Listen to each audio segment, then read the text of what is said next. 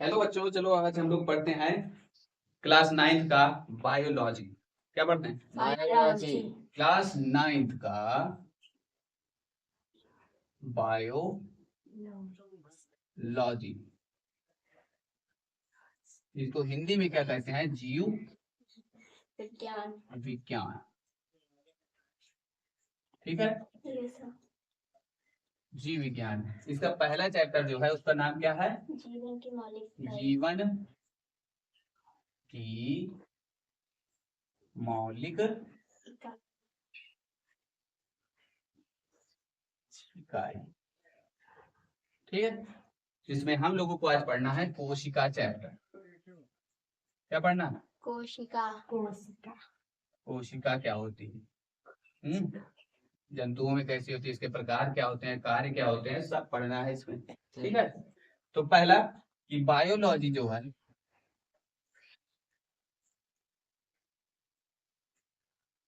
Biology इसको दो भागों में बांटा गया। कितने भागों में बांटा गया है? दो भागों में बांटा गया है। पहला कि बायोलॉजी को हिंदी में कहते हैं क्या? जीव विज्ञान। क्या कहेंगे? जीव विज्ञान। इसके पिता कौन है पूछेगा तो बताना है अरस्तु। कौन है? अरस्तु। तो बायोलॉजी के पिता अरस्तु, बायोलॉजी के पिता अरस्तु है। ठीक है, फिर बायोलॉजी को दो भागों में कैसे क्यों बांटा गया इसको जाने।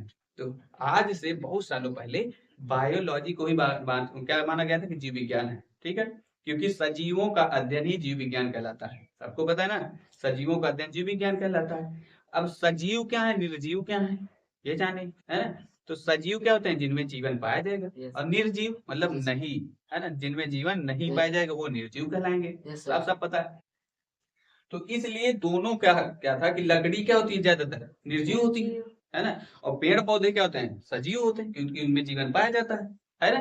बट क्या हुआ कि इसी को थोड़ा सा बांट दिया। एक वैज्ञानिक आए, अरस्तु के दोस्त, उन्होंने क्या किया, कहा कि अब इसको थोड़ा सा अलग किया जाए। क्योंकि उसमें बायोलॉजी में क्या था कि एक चीज और पढ़ते थे सब लोग, पेड़ पौधों के बारे में पढ़ते थे। तो इसलिए उन्होंने थोड़ा सा अलग कर दिया। क्यों? क्योंकि जंतुओं के बारे में अलग पढ़ा जाए और पेड़ पौधों के बारे में अलग पढ़ा जाए, ये बताने लगे। तो इसलिए उसके दो भाग भी कर दिए गए। तो जिसमें पहला था जूलॉजी। कौन? जूलॉजी। और दूसरा आ गया बॉटनी। कौन आ गया? बॉटनी। ठीक है, अब ये जो भाग आ गए तो एक का नाम रख दिया गया जंतु विज्ञान। क्या नाम रख दिया गया? जंतु विज्ञान। और दूसरे का नाम रख दिया गया वनस्पति विज्ञान। कौन विज्ञान? वनस्पति विज्ञान। तो अब इसके बारे में थोड़ा जाने। तो जंतु विज्ञान के पिता कौन है? बताना है अरस्तु। कौन है? अरस्तु। और वनस्पति विज्ञान के पिता कौन है? बताना है थियोफ्रेस्टस। कौन है? थियोफ्रेस्टस है। दूसरा क्या जाने कि इसके भीतर किसका अध्ययन करते हैं? तो जानवरों का अध्ययन करते हैं। कहेगा जानवरों का अध्ययन। जानवरों का अध्ययन किया जाता है। और इसके भीतर पेड़ पौधों का। किसका अध्ययन करेंगे? पेड़ पौधों का अध्ययन करेंगे। ठीक है, अब दूसरा क्या कि जानवरों में सबसे बड़ा जानवर कौन होता है? मानव, है ना। सबसे बड़ा जानवर कौन होता है? मानव। और पेड़ पौधों में तो सबसे बड़ा कौन होगा, इसके बारे में जानेंगे। तो पेड़ पौधों में जो सबसे बड़ा होता है उसको आगे जानेंगे। ठीक है, पौधे क्या होते हैं, पेड़ पौधे प्रकार क्या होते हैं, ये सब चीज बस इसमें इतना जान लिए ये होते हैं। ठीक है, तो आगे फिर क्या है कि पेड़ पौधे कैसी गति करते हैं, ये पूछेगा। ठीक है, क्या बताना है?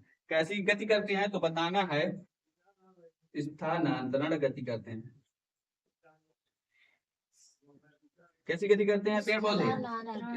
वो जंतु स्थानांतरण की गति करते हैं। स्थानांतरण का मतलब क्या है? एक स्थान से चलना और फिर वापस आना, है ना, कि जाना और आना, चलना फिरना, ये सब क्या है? स्थानांतरण गति। ठीक है, और दूसरा कि पेड़ पौधे कैसी गति करते हैं, है ना, तो बताना स्थानबद्ध गति करते हैं। स्थानबद्ध गति।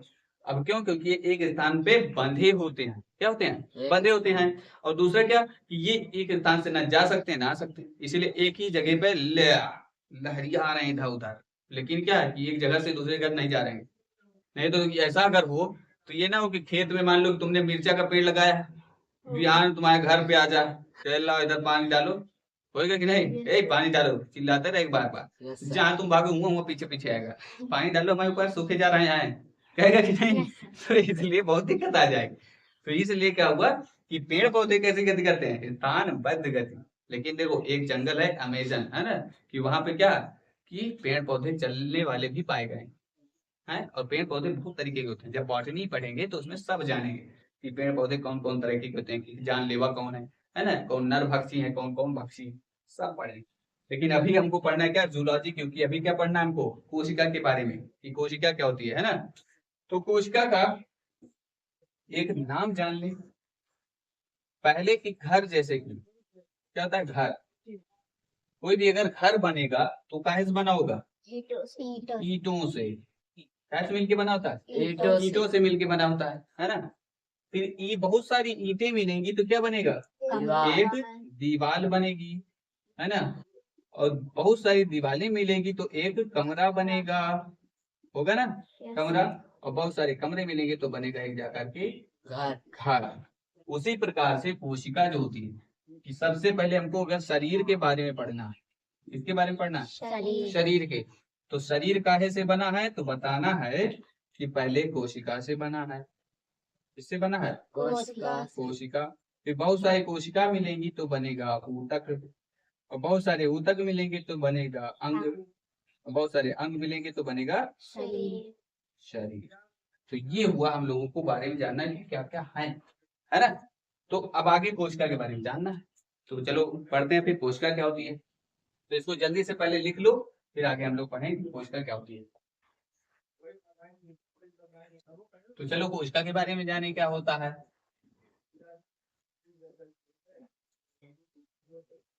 कोशिका को अंग्रेजी में कहते हैं सेल।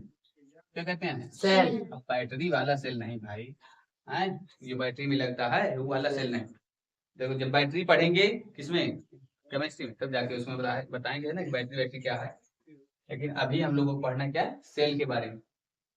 तो कोशिका जो होती है ये दो प्रकार की होती है। कितने प्रकार की होती है, दो। पहला तो इसमें जान लेना कि एक होती है पादप कोशिका, कौन होती है, पादप। पादप कोशिका, और दूसरी होती है जंतु कोशिका। ठीक है, कौन होती है, जंतु जंतु कोशिका। अब जंतु पादपों में भी एक कोशिका पाई जाती है, इसका नाम क्या है, यूकैरियोटिक। कौन होती है, यूकैरियोटिक। यूकैरियोटिक। और इसमें भी एक होती है जिसका नाम है यूकैरियोटिक।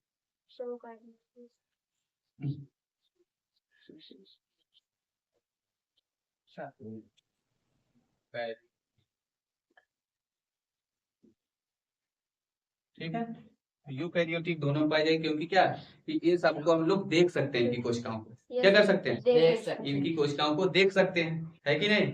तो इसलिए क्या होगा, यूकैरियोटिक इसमें भी पाई जाएगी, यूकैरियोटिक इसमें भी पाई जाएगी।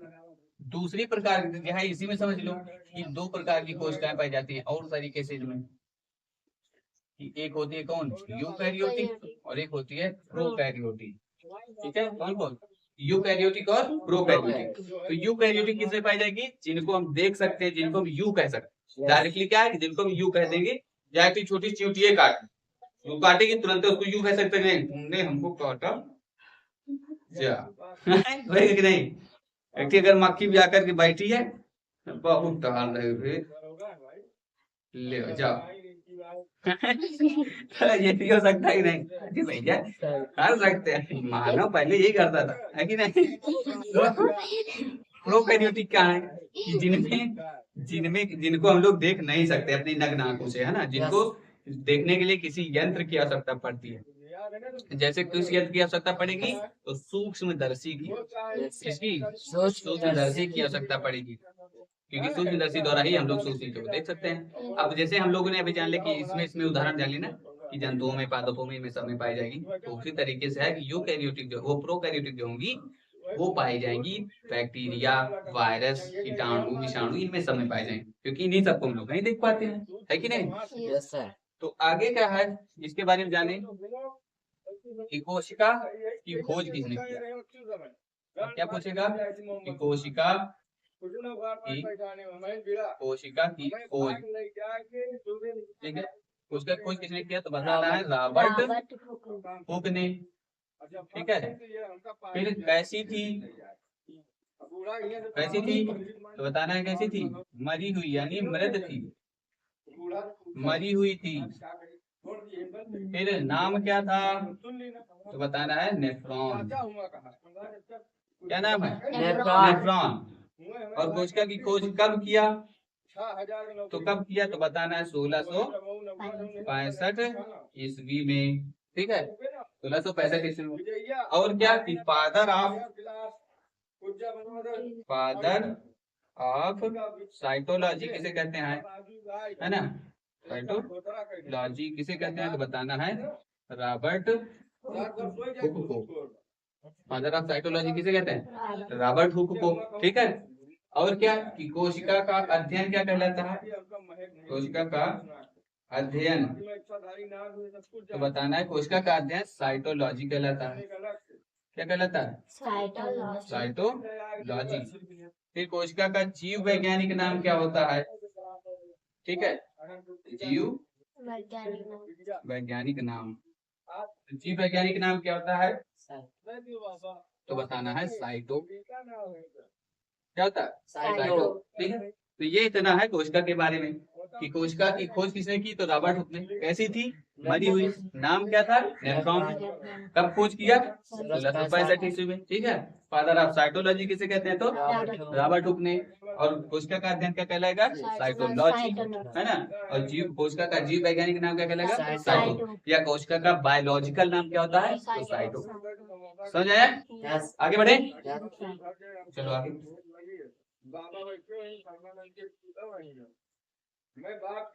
तो कहता है कि कोशिका जो है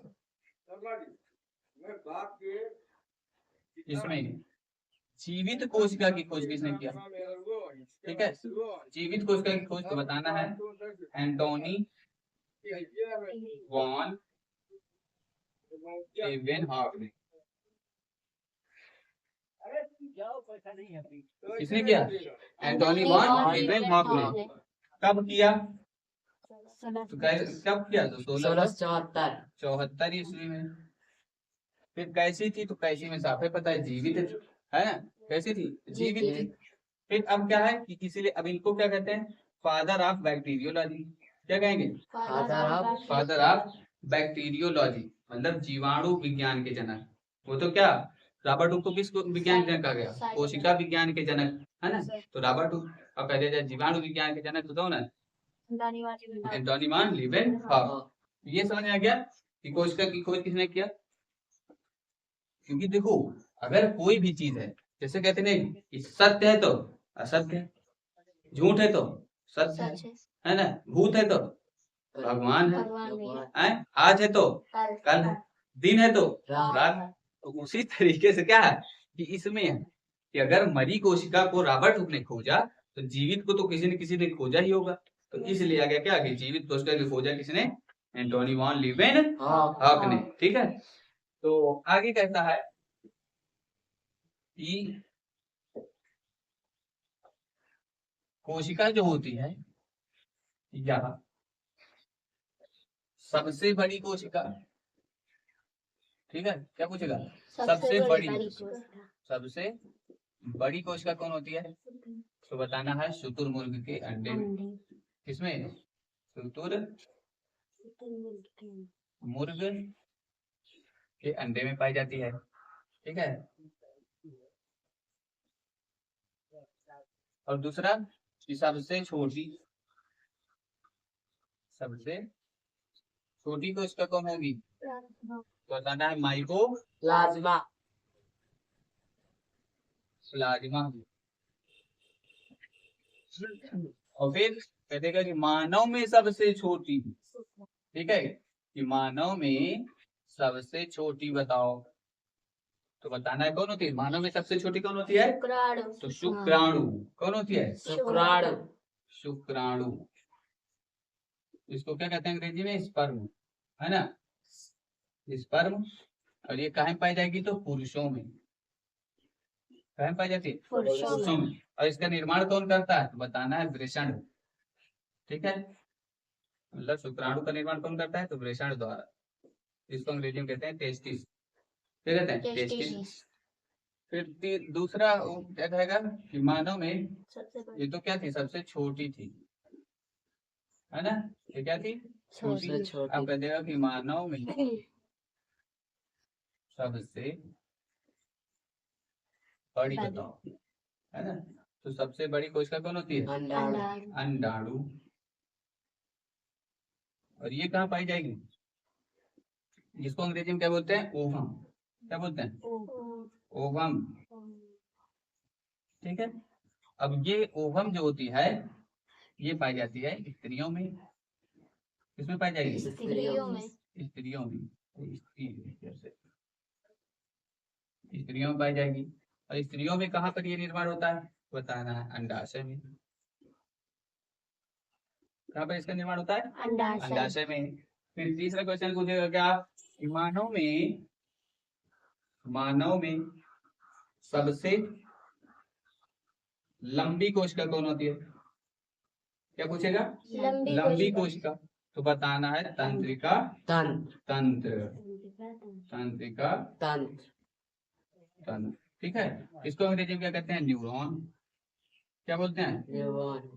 न्यूरॉन। और ये कहाँ पाई जाएगी? तो बताना है यह दोनों में पाई जाएगी, यानी पुरुष स्त्री दोनों। तथा स्त्री दोनों में पाई जाएगी। ठीक है, पुरुष तथा स्त्री दोनों में पाई जाती है। और ये दोनों में कहाँ पाई जाएगी? तो बताना है मस्तिष्क में। कहाँ पाई जाएगी? मस्तिष्क में। मस्तिष्क में। ठीक है, मस्तिष्क जब पढ़ेंगे तो उसमें जानेंगे कि मस्तिष्क में क्या कार्य होता है, इसका कितने परसेंट पाई जाती है, कितने भाग होते हैं, सब कुछ इसको पढ़ेंगे। ठीक, लेकिन आज के लिए इतना ही। आगे मिलते हैं अगले वीडियो में। तब तक के लिए लाइक करें, कमेंट करें और शेयर करें।